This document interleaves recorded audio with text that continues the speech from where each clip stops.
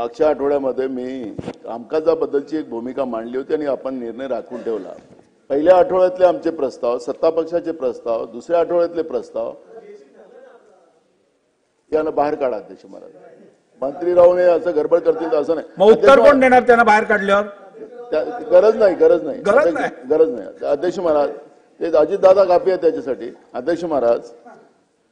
अध्यक्ष महाराज मी आमचं संरक्षण आपला अधिकार आहे अध्यक्ष महाराज, आमचं संरक्षण आपण केलं पाहिजे।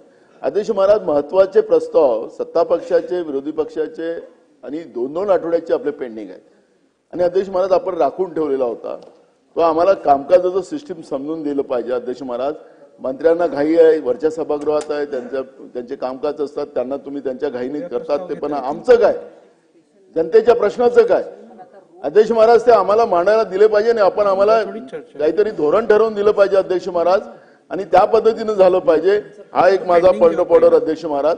आणि दुसरा पॉइंट ऑफ ऑर्डर असा आहे अध्यक्ष महाराज, पुण्याच्या सेशन कोर्टाने अध्यक्ष महाराज आपण वकिलात योगायोगानं पुण्याच्या सेशन कोर्टामध्ये 2 कंपनीच्या भांडणामध्ये एका कंपनीनं न्यायाधीशाचीच बोगस सही मारून आणि ते हायकोर्टामध्ये दिलं आणि त्याच्यातला रिलीफ त्यांनी घेऊन घेतला अध्यक्ष महाराज। महाराष्ट्रामध्ये न्यायालयाच्या ऑर्डर, न्यायाधीशाची ऑर्डर डुप्लिकेट काढून हायकोर्टामध्ये त्यांनी आपल्याला न्याय मिळवून घेतला अध्यक्ष महाराज। अध्यक्ष महाराज मला माहिती आहे न्यायालयाचं आणि आपलं आपण कायदेमंडळ अध्यक्ष महाराज, आम्हाला आपण योगायोगानं वकील आहे अध्यक्ष महाराज, म्हणून आम्हाला याच्यातला निर्णय पाहिजे अध्यक्ष महाराज। राज्यामध्ये न्यायालयाचं डुप्लिकेट ऑर्डर काढून कुठला आरोपी आपल्याला वाचवू शकतो असं कधी विचारही आपण आणू शकत नाही अध्यक्ष महाराज। एवढी हिंमत कशी वाढली?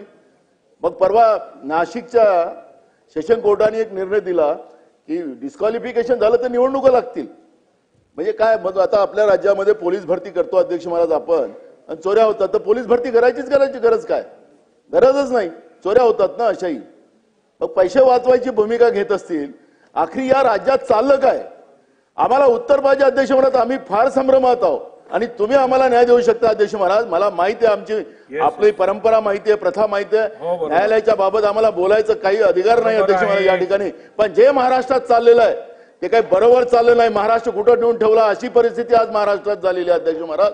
आणि म्हणून पुण्यात घडलेली घटना अध्यक्ष महाराज ही पालकमंत्री बसलेले अध्यक्ष महाराज त्या ठिकाणी, आरोपीची एवढी हिंमत कशी वाढली या महाराष्ट्रात याचं उत्तर पाहिजे अध्यक्ष महाराज आम्हाला। देतो ना, रुलिंग देतो बस द्या।